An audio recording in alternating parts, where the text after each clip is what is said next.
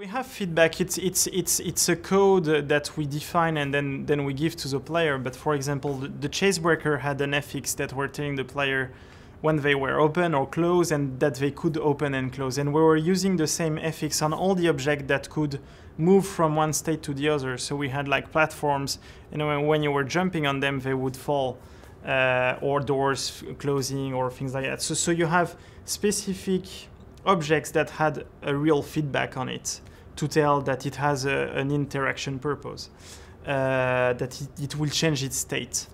And then come back. While then we have the beams. So we had different type of objects, and that they would be always the same objects and doing the same thing in the game. So if you see a beam coming out of a wall, you know that you will be able to jump on it or to do the monkey roll on it, and you will always be able to do that. And you will never see a beam that you can't access or where you can't do that. And those are rules that you have to stick to it. And on the wall side, so the fact to climb, basically what we've done is that you could climb everything.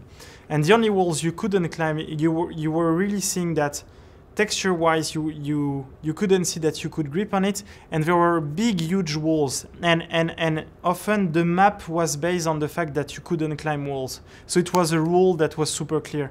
You would never have a map where, oh, I can climb this wall, but not this one, but not this one.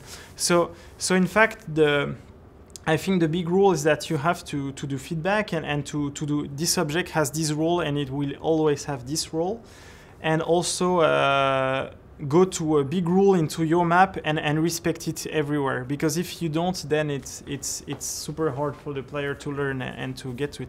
And of course, we shared the same code, feedback code with the single player. So if you learn that a beam does that in the single player, it will do the same thing in the multiplayer and vice versa.